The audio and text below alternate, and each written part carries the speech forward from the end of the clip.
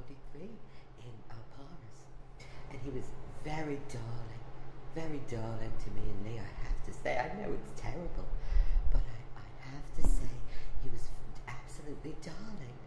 And I mean, the mustache, yes, was a little bit scary, but he was absolutely darling. He gave us a tour of Berlin, which was absolutely wonderful.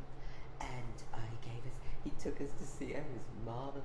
He took us to see, I can't remember, Lee would know, Lee knows.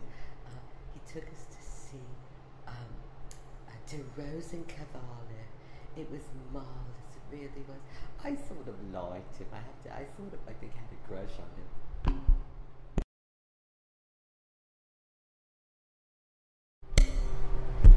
Is this on? Lillian Helm. She was a terrible, awful bulldog. Just terrible. And she told me at a party, John couldn't believe it, he really couldn't. She told me at a party, she asked if I wanted to eat her poussour.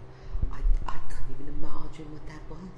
I said, John, she asked me if I wanted to eat her poussour. Can you imagine the wife, John F. Kennedy, eating someone's poussour? Imagine.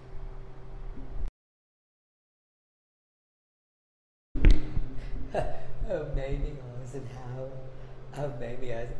Jock used to say, if you shook maybe Eisenhower, 50 bottles of gin would fall out. Isn't that awful?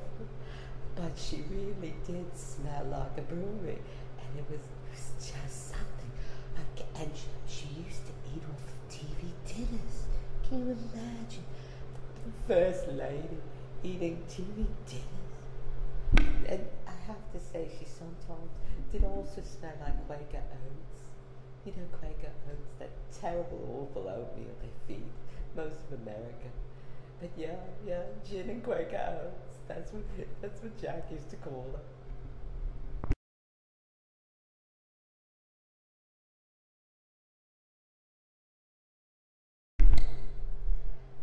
Yes, Grace Kelly visited myself and my husband in 61, I believe.